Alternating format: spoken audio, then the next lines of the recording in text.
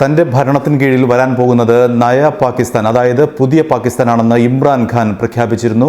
തീവ്രവാദികളില്ലാത്ത ജനാധിപത്യപരമായ ഒരു രാജ്യമാണ് തൻ്റെ കീഴിൽ ഉണ്ടാവുക എന്ന് ഇമ്രാൻഖാൻ പറഞ്ഞിരുന്നു. അതിന് പ്രതികരണമായി ഇന്ന് ഇന്ത്യ എത്തിയിരിക്കുകയാണ്. പുതിയ ചിന്തകളുള്ള പുതിയ പാകിസ്ഥാനാണെങ്കിൽ അവർ ഭീകരതയ്ക്കെതിരെ പുതിയ നടപടികൾ സ്വീകരിക്കാൻ തയ്യാറാകണം എന്നാണ് ഇന്ത്യ ഇപ്പോൾ ആവശ്യപ്പെട്ടിരിക്കുന്നത്. പുതിയ പാകിസ്ഥാൻ വേണമെങ്കിൽ പുതിയ നടപടികൾ വേണം. ഇപ്പോഴും തീവ്രവാദികൾ പാകിസ്ഥാനിലുണ്ട്. അവർക്കെതിരെ എന്ത് നടപടിയാണ് പാകിസ്ഥാൻ ക്രിയാത്മകമായി സ്വീകരിക്കുന്നത്? വെറും പ്രസ്താവന മാത്രം കൊണ്ട് ഇത്തരം നടപടികളെ സാധൂകരിക്കാനാകില്ല. പകരം ക്രിയാത്മകമായ നടപടികളാണ് വേണ്ടത്. പക്ഷേ അത്തരമൊരു നടപടികൾ പാകിസ്ഥാന്റെ ഭാഗത്ത് നിന്ന് ഉണ്ടാവുന്നില്ല എന്നാണ് ഇപ്പോൾ ഇന്ത്യൻ വിദേശകാര്യ വക്താവ് അറിയിച്ചിരിക്കുന്നത്.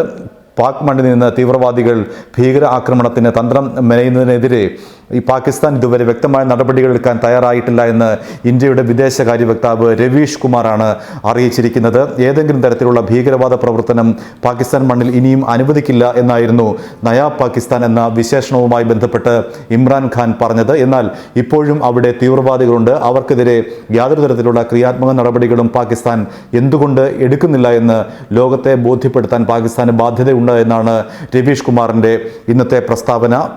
ഭീകരവാദ സംഘടനകൾക്കെതിരെ ശക്തമായ നടപടി സ്വീകരിക്കുമെന്ന പ്രസ്താവനയ്ക്ക് പിന്നാലെ നിരോധിത സംഘടനകൾ നടത്തുന്ന 182 മതപഠന കേന്ദ്രങ്ങൾ പിടിച്ചെടുക്കുകയും 120 പേരെ അറസ്റ്റ് ചെയ്യുകയും ചെയ്തിരുന്നു എന്ന് പാകിസ്ഥാൻ ഔദ്യോഗികമായി വെളിപ്പെടുത്തിയിരുന്നു. എന്നാൽ ഇതൊന്നും ഒരു കൃത്യമായ നടപടികളല്ല, മറിച്ച് തീവ്രവാദം പൂർണ്ണമായി ഇല്ലാതാക്കാനുള്ള ശക്തമായ നടപടികൾ പാകിസ്ഥാന്റെ ഭാഗത്ത് നിന്ന് വേണമെന്നാണ് ഇപ്പോൾ രവീഷ് കുമാർ അല്ലെങ്കിൽ ഇന്ത്യ ആവശ്യപ്പെടുന്നത്.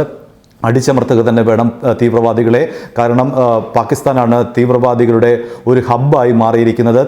പാകിസ്ഥാനിൽ നിന്ന് പരിശീലിപ്പിച്ചെടുത്ത തീവ്രവാദികളാണ് ലോകമെമ്പാടും ജിഹാദി പ്രവർത്തനങ്ങളിൽ ഏർപ്പെടുന്നത്. അതുകൊണ്ട് തന്നെ മുളയിലെ നുള്ളുക എന്ന ഒരു സമീപനം പാകിസ്ഥാൻ സ്വീകരിക്കണമെന്നും രവീഷ് കുമാർ ആവശ്യപ്പെട്ടിരിക്കുന്നു. മാത്രമല്ല പാകിസ്ഥാന്റെ F-16 വിമാനം അതിർത്തി കടന്നതിന് ദൃക്സാക്ഷികളും ഡിജിറ്റൽ തെളിവുകളും ഇന്ത്യയുടെ പക്കലുണ്ട്. ഒരു F-16 വിമാനം കമാൻഡർ അഭിനന്ദൻ വർദ്ധമാൻ വെടിവെച്ചിട്ടതിനും ഇന്ത്യയുടെ പക്കൽ തെളിവുണ്ടെന്ന് രവീഷ് കുമാർ പറഞ്ഞു. F-16 വിൽപ്പന, അതായത് അമേരിക്കയിൽ നിന്നാണ് F-16 പാകിസ്ഥാന് ലഭിക്കുന്നത്. ഭീകരർക്കെതിരെ മാത്രമേ F-16 വഴിയുള്ള ആക്രമണം നടത്തുകയുള്ളൂ എന്നാണ് വിൽപ്പനയുമായി ബന്ധപ്പെട്ട കരാറിലെ ഒരു നിബന്ധന.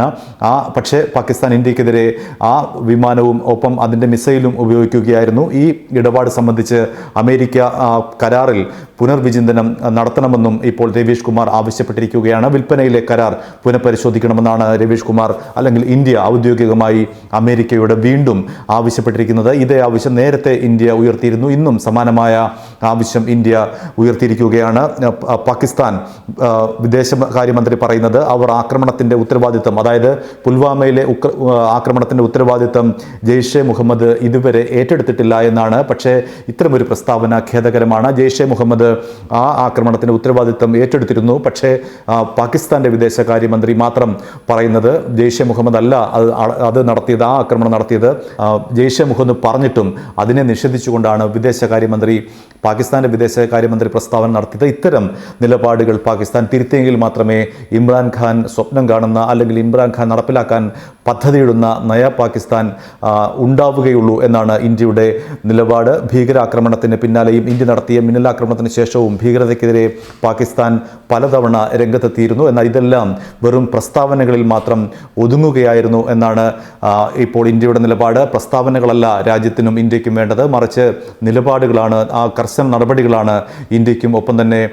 രാജ്യത്തിനും ലോകത്തിനും വേണ്ടത്. തീവ്രവാദികൾക്കെതിരെ അടിച്ചമർത്തൽ നയം അല്ലെങ്കിൽ തീവ്രവാദ ക്യാമ്പുകൾ മുഴുവൻ തകർക്കുക എന്ന നയം അല്ലെങ്കിൽ അത്തരം നിലപാട് ലോകത്തിന് കാണിച്ചു കൊടുക്കാൻ പാകിസ്ഥാൻ മുന്നോട്ട് വരണമെന്നും രവീഷ് കുമാർ ആവശ്യപ്പെട്ടു.